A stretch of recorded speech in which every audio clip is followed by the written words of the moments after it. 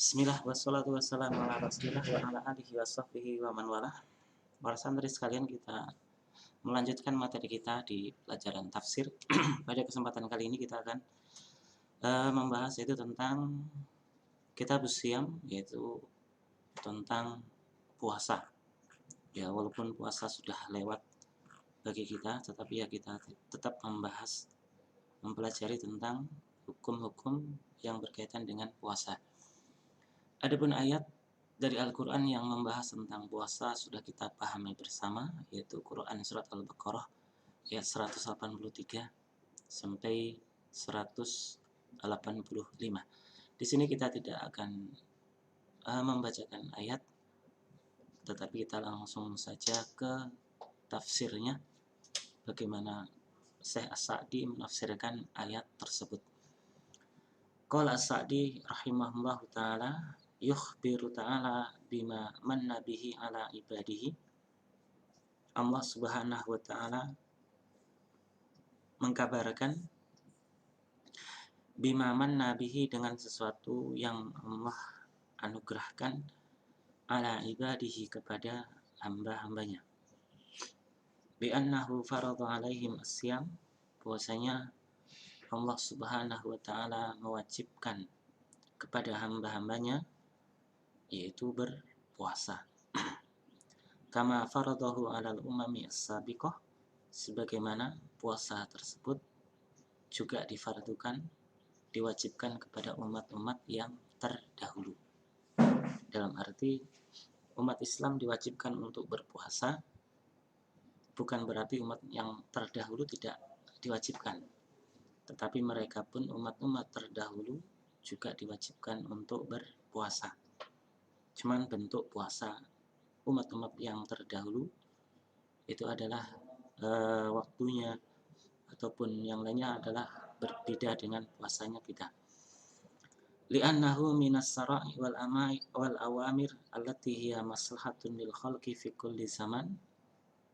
Karena puasa itu adalah termasuk dari syariat-syariat agama Islam, wal awamir, dan juga perintah-perintah yang mempunyai kemaslahatan lil khalqi, untuk makhluk, fi kulli zaman, untuk di setiap waktu, setiap zaman. Jadi ya, puasa itu adalah termasuk syariat, perintah yang di dalamnya ada kemaslahatan, keberuntungan, kebaikan untuk semua makhluk di setiap waktu dan zaman. Wa fihi tansitun lihadil ummah, dan di dalam puasa itu ada penyemangat bagi umat ini, bi annahu yanbaghi lakum an tanafasu ghairakum fi takmilil a'mal, bahwasanya seharusnya bagi kalian untuk berlomba-lomba dengan yang lain, fi takmilil a'mal, untuk menyempurnakan amal-amal,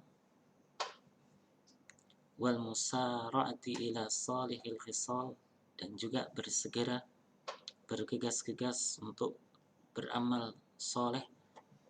Wa annahu laisa minal umuri tsaqilah allati ukhtusitum biha, dan bahwasanya puasa itu bukan termasuk perkara yang berat, bukan termasuk perkara yang sakil berat, allati ukhtusitum biha, yang kalian berselisih di dalam perkara-perkara tersebut. Summa dzakara ta'ala hikmatahu fi masru'iyatis siyami, kemudian Allah subhanahu wa ta'ala menyebutkan hikmah-hikmah disyariatkannya, diperintahkannya untuk berpuasa.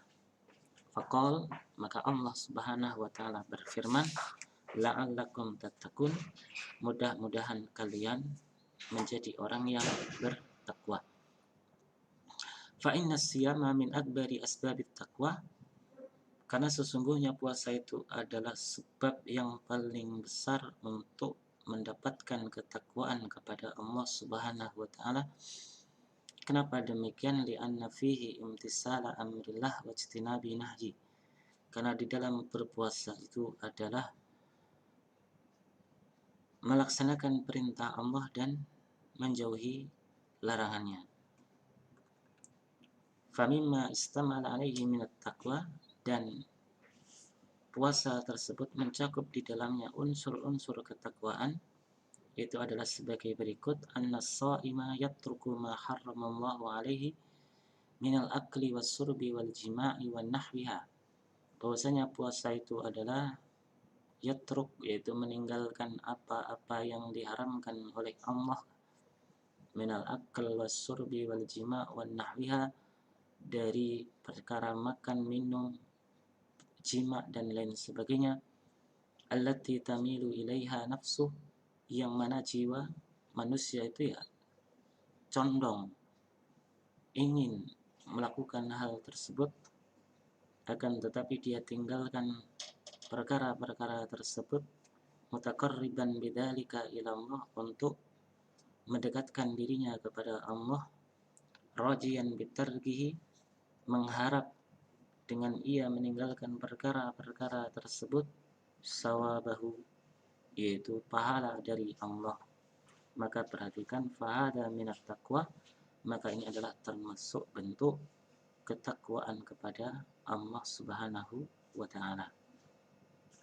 Kemudian yang selanjutnya, wa minha anna as-shaima yudarribu nafsahu ala muraqabatillahi ta'ala.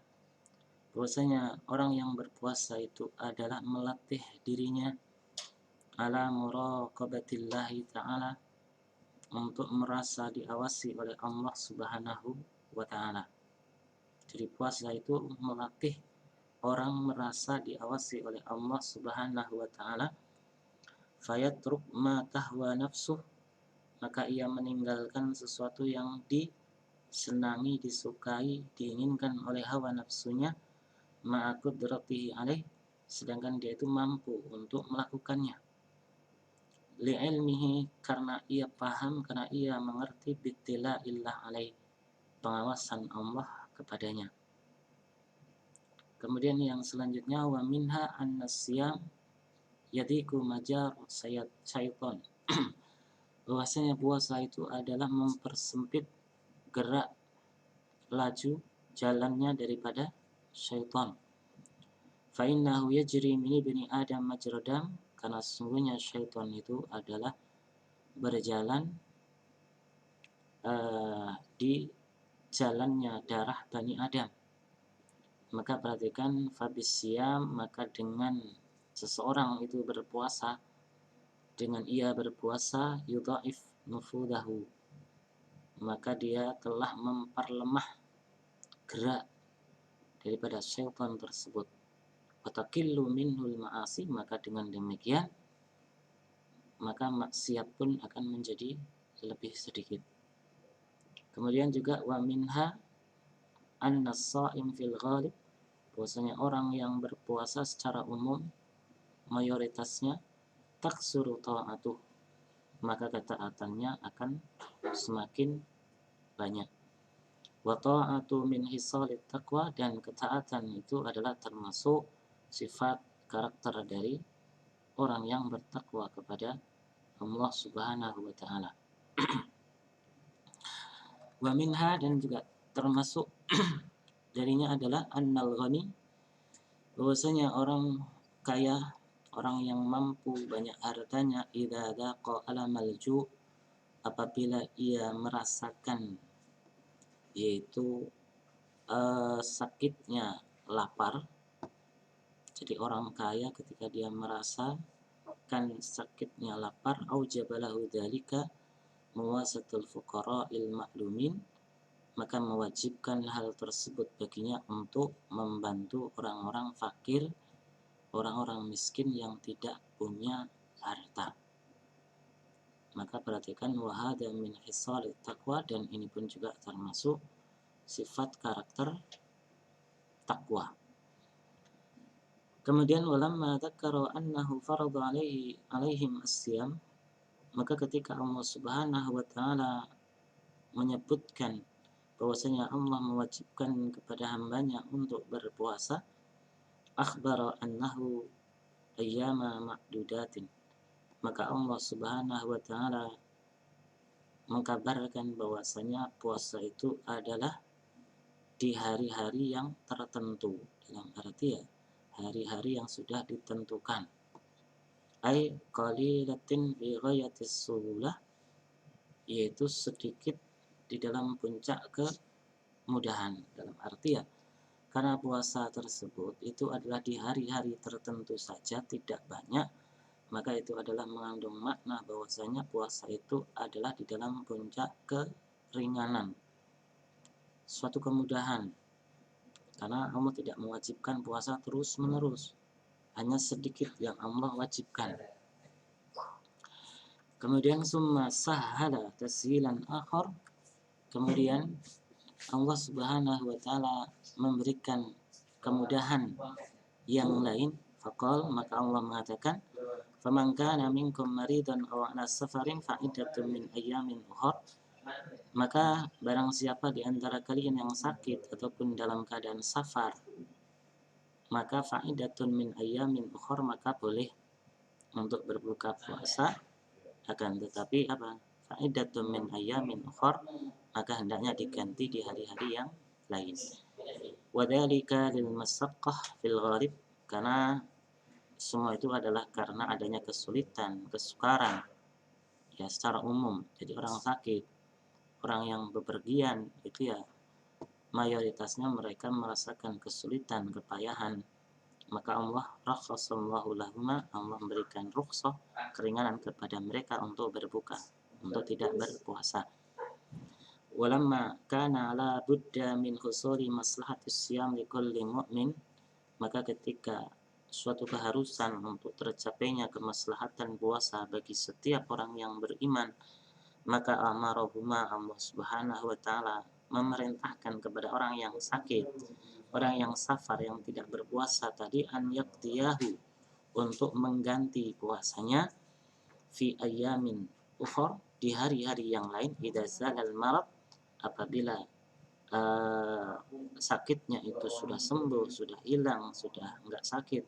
Wan qada as-safar, kemudian kalau orang yang safar tadi sudah selesai safarnya, wa hassalatir rahah, dan juga telah tercapainya atau telah didapatkannya yaitu rohah, yaitu istirahat ataupun ketenangan. Ya mungkin ini saja pertemuan kita pada kesempatan kali ini. Kita lanjutkan insyaallah di waktu yang lain. Akhiru da'wana alhamdulillah. Assalamualaikum warahmatullahi wabarakatuh.